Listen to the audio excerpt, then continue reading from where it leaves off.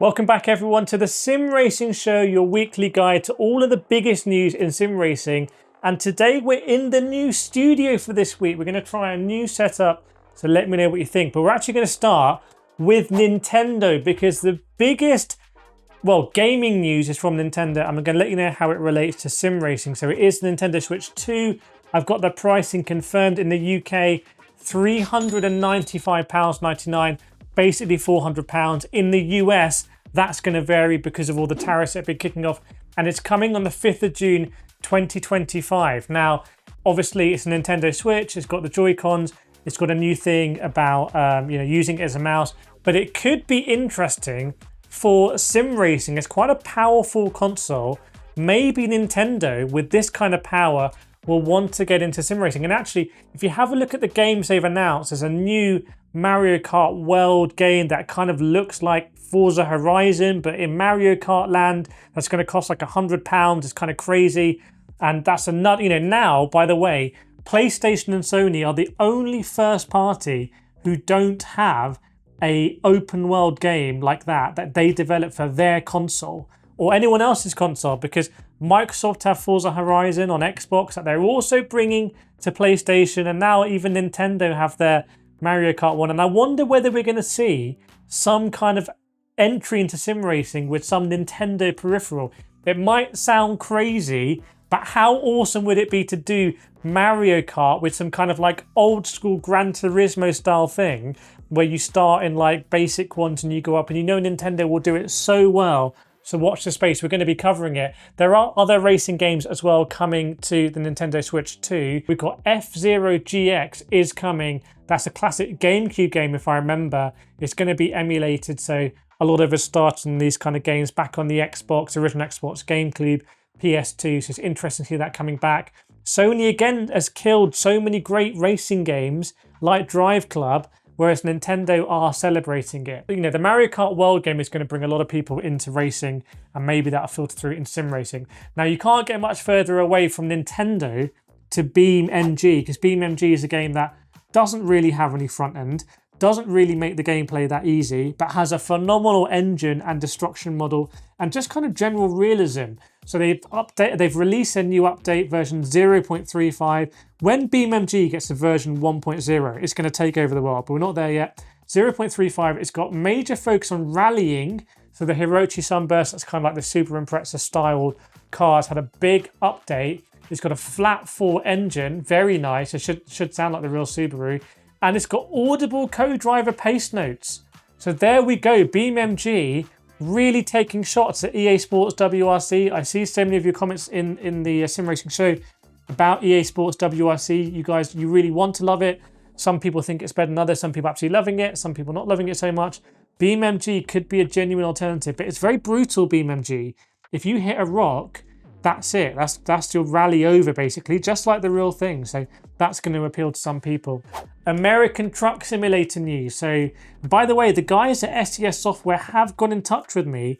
They do like the Sim Racing Show, so they feel like Truck Simulator should be part of the Sim Racing Show. So let me know if you want to see more Truck Simulator content, and if so, what you want to see, and I'll let SCS know kind of what will be helpful, what kind of access, maybe interviews, maybe plans on future DLC. You let me know. So they have added a Missouri DLC, which has got 12 new cities. It's an American Truck Simulator, Kansas City and St. Louis in there as well.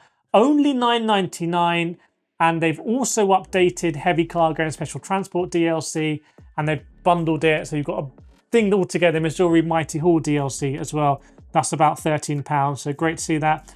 They've also updated Euro Truck Simulator 2, which got version 1.54, which has NVIDIA physics now in-game, which sounds quite interesting. Maybe, cargo going array, crashes as well, we will see. There is a new cargo system that apparently should make the game run a little bit easier, and updates to the game's driving academy. Thrustmaster T598 news, if you're interested in that, it's right behind me there. It's now solo.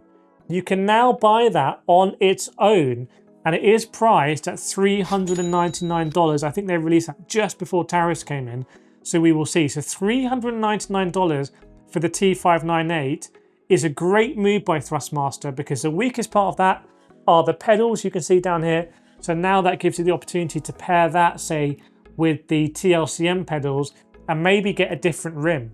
Like maybe go straight off the bat and get the Ferrari or get the hypercar wheel. So 399, let me know what you think about that. I do have an affiliate, maybe it's a discount code as well for Thrustmaster. I'll put it in the description if you've been waiting for that. Now, apparently the Raceline pedals are also now as a 3 pedal set, which is, okay, interesting. You get a clutch, this now has parity with TLCMs and also maybe more importantly, Logitech G923s.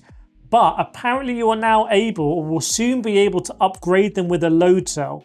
So that's going to be a very interesting comparison. I will get in contact with Thrustmaster. I will see what's going on there. And the big comparison for me is going to be, are Raceline pedals with a load cell better than Thrustmaster TLCMs? That's the question I think you want answering, right? So I will do that as honestly as I can. No news on Xbox compatibility. So we just don't know about Xbox compatibility. That will be a big threat to Fanatec if they're able to do that, because Fanatec has kind of come in with you know, the CSL GTDD at 8 Newton meters with that boost pack, and then you can use Xbox rims. So we'll see what happens. By the way, you know, if Thrustmaster are going to do Xbox compatibility for T598, it's not going to be in the base, it's going to be in the rims. So it's going to be in the rims there. Right, iRacing Adaptive AI, it was meant to come out early. I did a big video on it as part of the sim racing show, talking about what this means. Is it a good thing? Is it a bad thing?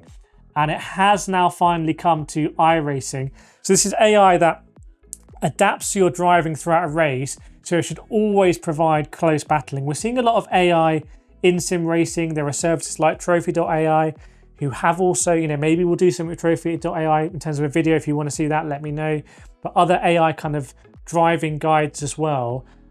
Even Formula E, like the official championship, have now partnered with Google to do like some driving AI that's going to help their drivers. It's pretty advanced.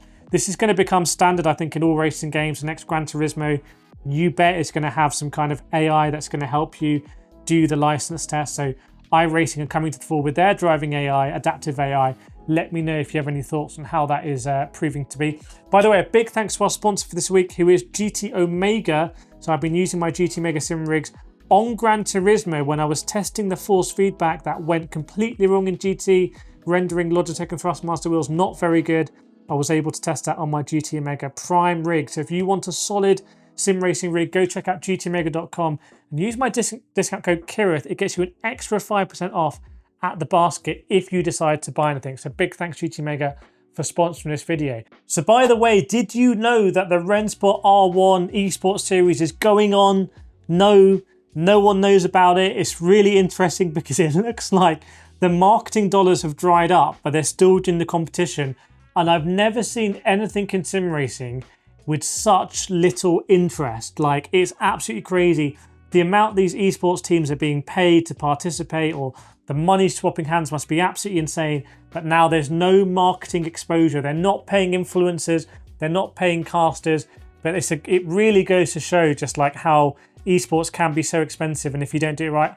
I was actually down at my local Curry's the other day as part of the Logitech G McLaren race days, and that was really interesting to see people coming to a Curry's, you know, kids and parents, and going on the rigs. I happened to set the fastest time in the UK for Logitech G race day, so I don't know if I'm going to get some sort of prize for that, but it couldn't be much further apart than Rennsport. Kind of like, it's made me think about really elite esports sim racing, and also sim racing that's accessible, you know, Gran Turismo or, you know, Forza. Speaking of Gran Turismo though, you know, huge failure from Gran Turismo this week when they released an update that basically destroyed the transducers in Thrustmaster and Logitech wheels, and some Fanatec wheels as well, I understand, affected. And I did make a video on it. It was, you know, no one else made a video on it because I think you don't want to upset people. But I said, I'm going to make a video on it and kind of let people know this is an issue. And the very next day, Gran Turismo patched it. So good work, Gran Turismo, patching it. After that, I made a post with other things that I think they should patch. Really simple things, like a one-click button to remove the HUD and show the HUD would be great for PSVR2 players. So it'll be interesting to know your thoughts on that. We'll be back next week for the Sim Racing Show. Make sure you subscribe to the email newsletter if you're not already. Link in the description below, and I will see you next time.